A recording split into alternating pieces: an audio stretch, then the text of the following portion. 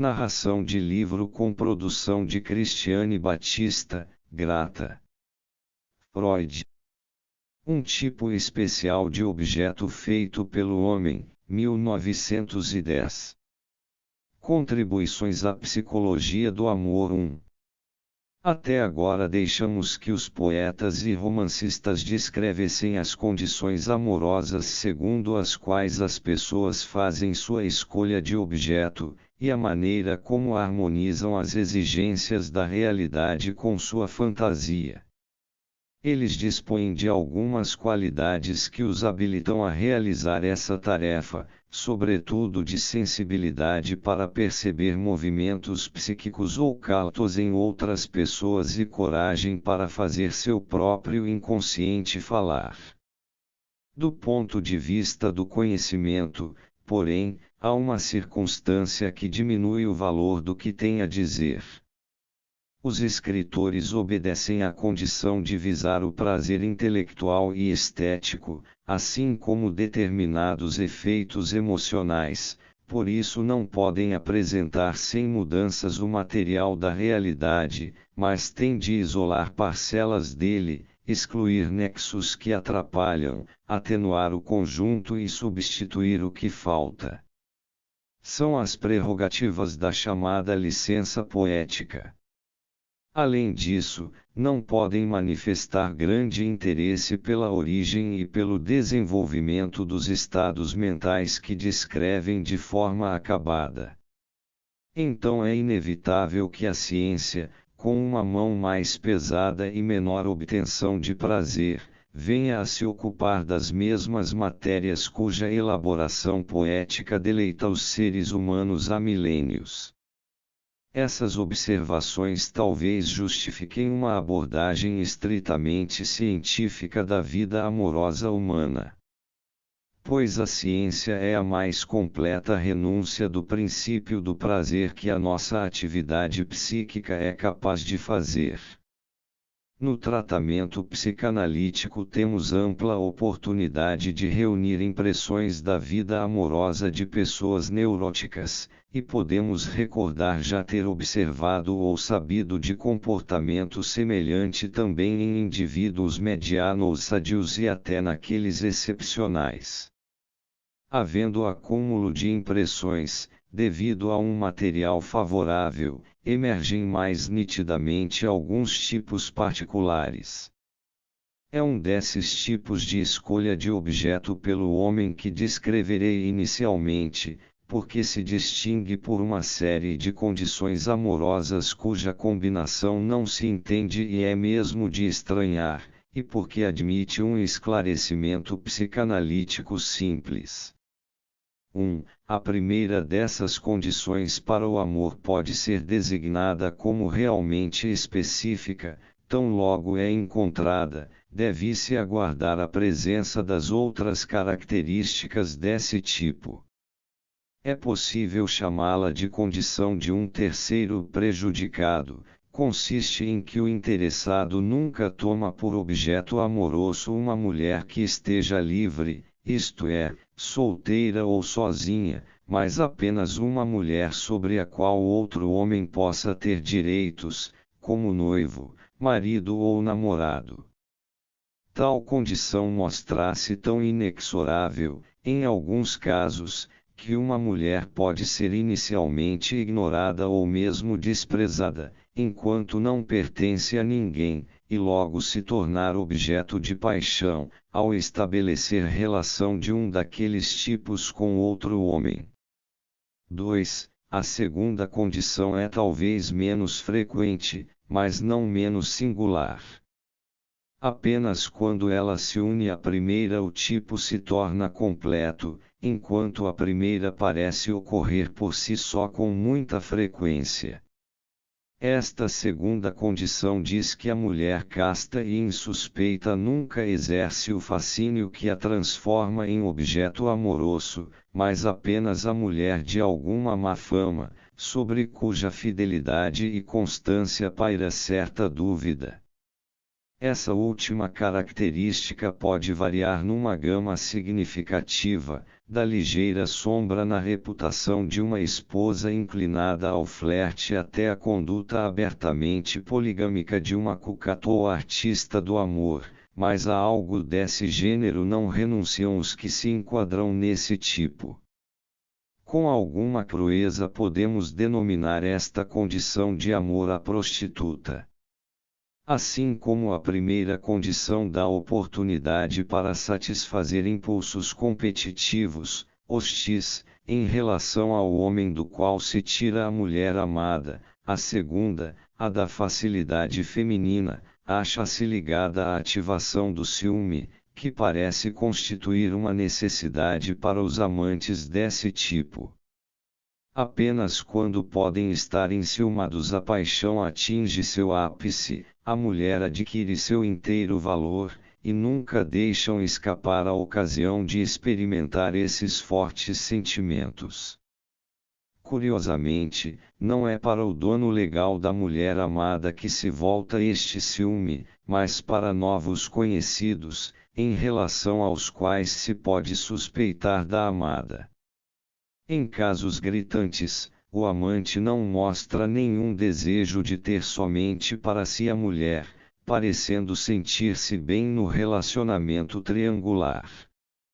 Um de meus pacientes, que sofrera terrivelmente com as escapadas de sua dama, não fez objeções ao casamento desta, mas o promoveu de todas as formas, e nos anos seguintes não demonstrou nenhum ciúme do marido. É verdade que outro caso típico tivera bastante ciúme do marido em seu primeiro caso amoroso, e obrigara a dama a suspender as relações conjugais, mas em seus numerosos relacionamentos posteriores comportou-se como os demais e não enxergou no marido legítimo um estorvo. Os pontos que seguem não abordam mais as condições requeridas do objeto amoroso, mas a atitude do amante para com o objeto de sua escolha. 3. Na vida amorosa normal o valor da mulher é definido pela sua integridade sexual e reduzido por qualquer aproximação à característica da facilidade. Parece, então, um notável afastamento da normalidade que as mulheres com essa característica sejam tratadas como objetos sexuais valiosíssimos pelos amantes deste nosso tipo. As relações amorosas com tais mulheres são conduzidas mediante um elevado dispêndio psíquico, até a consumição de quaisquer outros interesses. Elas são as únicas pessoas que podem ser amadas, e a autoexigência de fidelidade é sempre renovada pelo amante, por mais que possa não ser cumprida na realidade. Nesses traços da relação amorosa que descrevemos se exprime bem claramente o caráter obsessivo que, em certa medida, é próprio de todo enamoramento. Mas a fidelidade e a intensidade da ligação não devem levar à expectativa de que uma única relação desse gênero preencha a vida amorosa da pessoa ou aconteça apenas uma vez nela. Ocorre, isto sim, que tais paixões se repetem, com as mesmas peculiaridades cada uma a exata cópia da outra, várias vezes na vida dos que pertencem a esse tipo, e, devido a condições externas como mudança de endereço e de ambiente, os objetos de amor podem mesmo suceder um ao outro com tal frequência que se chega à formação de uma longa série. 4. O que mais surpreende o observador, nos amantes desse tipo, é a tendência que manifestam de salvar a mulher amada. O homem está convencido de que a amada necessita dele, que sem ele perderia todo o amparo moral e rapidamente desceria a um nível lamentável. Então ele a salva, ao não abandoná-la. O propósito de salvamento pode justificar-se, em alguns casos, invocando a volubilidade e a posição social ameaçada da mulher, mas ele surge com igual clareza quando não existe esse apoio na realidade. Um homem do tipo que descrevo, que sabia conquistar suas damas com refinada sedução e sutil dialética, não poupava então esforços, na relação amorosa, para conservar a amante do momento na via da virtude, mediante tratados por ele mesmo redigidos. Examinando os traços do quadro que descrevemos, as condições de que a amada não seja livre e seja fácil, o alto valor a ela dado, a necessidade de ter ciúmes, a fidelidade, compatível com as substituições numa longa série, e o propósito de salvamento, acha-se pouco provável que eles derivem todos de uma única fonte. No entanto, o aprofundamento psicanalítico na vida das pessoas em questão revela que tal fonte existe. Essa escolha de objeto peculiarmente determinada e a conduta amorosa singular têm a mesma origem psíquica da vida amorosa da pessoa normal, vem da fixação infantil de sentimentos ternos na mãe e representam um dos desenlaces de tal fixação. Na vida amorosa normal restam poucos traços que revelam inconfundivelmente o modelo materno na escolha do objeto, como, por exemplo, a predileção de homens jovens por mulheres maduras. O desligamento da libido em relação à mãe ocorreu de modo relativamente rápido. Já em nosso tipo, a libido permaneceu tanto tempo na mãe, mesmo após o advento da puberdade, que nos objetos hemorussos depois escolhidos ficam impressas as características maternas, que todos eles se tornam substitutos maternos facilmente reconhecíveis. Impõe-se, aqui, a analogia com a forma do crânio do recém-nascido. Após um parto demorado, o crânio da criança apresentará o molde da pelve da mãe. Agora nos cabe tornar verossímil que os traços característicos de nosso tipo, as condições para o amor e a conduta amorosa, procedam realmente da constelação materna. Isto seria mais fácil no tocante à primeira condição, a de que a mulher não seja livre ou de que haja um terceiro prejudicado. Sem dificuldade percebemos que, para a criança que se desenvolve no seio da família, o fato de a mãe pertencer ao pai torna-se algo indissociável da natureza materna, e que a terceira pessoa prejudicada não é outra senão o pai. Também se ajusta naturalmente ao contexto infantil o traço superestimador, segundo o qual a amada é única e insubstituível, pois ninguém possui mais que uma mãe, e a relação com ela baseia-se no alicerce de um evento livre de qualquer dúvida e que não pode se repetir. Se os objetos hemorussos de nosso tipo devem ser substitutos da mãe acima de tudo, torna-se compreensível também a formação de série, que parece contrariar tão diretamente a condição da fidelidade. A psicanálise nos ensina, também por outros exemplos, que algo insubstituível que atua no inconsciente manifesta-se frequentemente pela decomposição numa série infinita, infinita porque todo substituto deixa de proporcionar a satisfação desejada. De modo que o insaciável gosto por perguntas, presente nas crianças de certa idade, se explica pelo fato de terem uma única pergunta a fazer, que não chegam a expressar, e assim também a garrulice de várias pessoas afetadas pela neurose, vivendo sob a pressão de um segredo que pede para ser revelado e que elas não denunciam, apesar de toda a tentação. Já a segunda condição para o amor, a da volubilidade do objeto escolhido, parece contradizer energicamente uma derivação a partir do complexo materno. O pensamento consciente do adulto gosta de ver a mãe como uma pessoa de inatacável pureza moral, e pouca coisa é mais ofensiva, quando vem de fora, ou dolorosa, quando surge de dentro, do que a dúvida relativa a esse aspecto da mãe.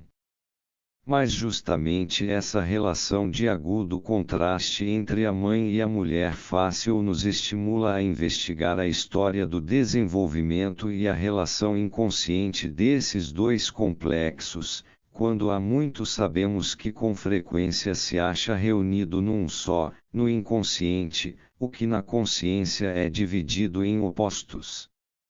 A investigação nos conduz então ao período em que o garoto adquire um conhecimento maior das relações sexuais entre os adultos, aproximadamente nos anos da pré-puberdade. Comunicações brutais, francamente voltadas para o descrédito e a provocação, familiarizam-no com o segredo da vida sexual e destroem a autoridade dos adultos, que se revela incompatível com o descobrimento de suas atividades sexuais. O que nessas revelações mais afeta o iniciado é sua aplicação aos próprios pais. Muitas vezes ela é diretamente rechaçada por quem a ouve, em palavras como estas: é possível que os teus pais e outras pessoas façam isso uma com a outra, mas os meus pais não. Como provável corolário ao esclarecimento sexual, o menino aprende também que determinadas mulheres praticam o ato sexual como ofício, e por isso são alvo do desprezo de todos. Ele mesmo deve estar longe de partilhar esse desprezo, olha para essas infelizes com uma mistura de anseio e horror, tão logo fica sabendo que também ele pode ser iniciado por elas na vida sexual, que até então lhe parecerá reservada apenas aos grandes.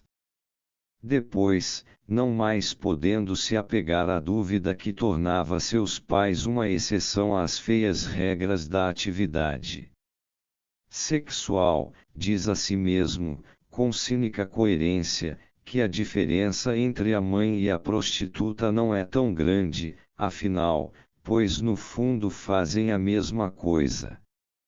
Aquelas esclarecedoras informações despertaram nele os traços mnêmicos das impressões e dos desejos de sua primeira infância e a partir deles reativaram certos impulsos psíquicos.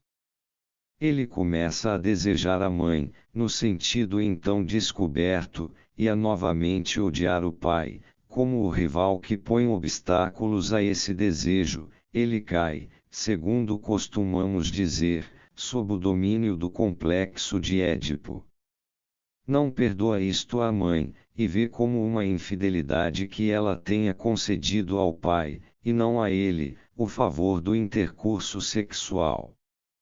Quando não passam rapidamente, tais impulsos não têm outra saída senão esgotar-se em fantasias cujo teor é a atividade sexual da mãe nas mais diversas circunstâncias, e cuja atenção leva facilmente a buscar alívio na masturbação.